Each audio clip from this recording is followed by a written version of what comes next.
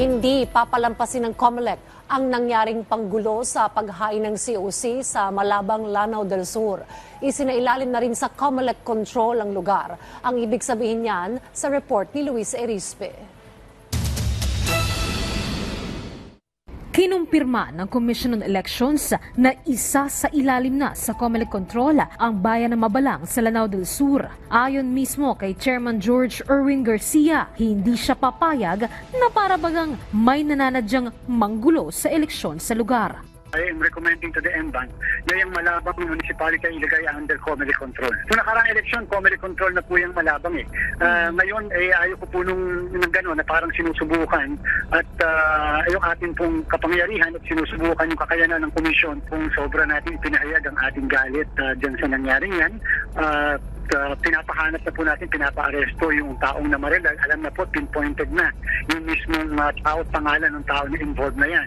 Tinutugis na ngayon ng COMELEC ang nasa likod ng insidente. Pero kapag naisailalim na sa COMELEC control ang munisipalidad ng Mabalanga, anumang aktibidad ng lokal na pamahalaan kailangan dumaan muna sa COMELEC. Meron din tayong namomonitor na local officials na nakialam at hindi po natin patatawarin ang lahat ng yan. Lahat po yan ay kakasuhan natin. Kausap na natin ng PNP at AFP at sa mismong hanay din namin, COMELEC may decision kahit sa LGU, kahit yung pag-dispose ng pag-release ng pondo, kahit yung pag-implement ng mga proyekto, COMELEC po ang may discretion dyan. At therefore po, hindi natin papayagan na magamit ng kung saan ang pondo ng bayan para lamang sa pagpapa-promote ng kandidatura ng ilan.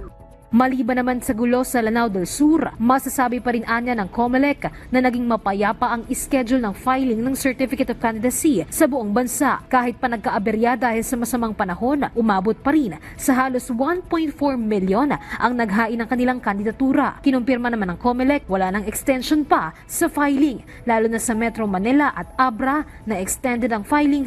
Napakaayos po na naging filing ng Certificate of Candidacy po kahit po noong August 28 at talaga namang sobrang dinumog ng ating mga kababayan. Wala na po extension ng alas 5 lamang po ang filing ng kanilang Certificate of Candidacy.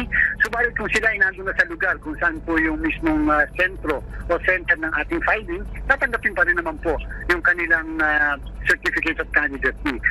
May paalala naman ng COMELEC sa mga kandidato, huwag nang subukan ang premature campaigning kahit sa social media dahil oras na magsimula na sila sa Oplan Baklas ngayong linggo, mananagot ang sinumang kandidato nga masasangkot dito.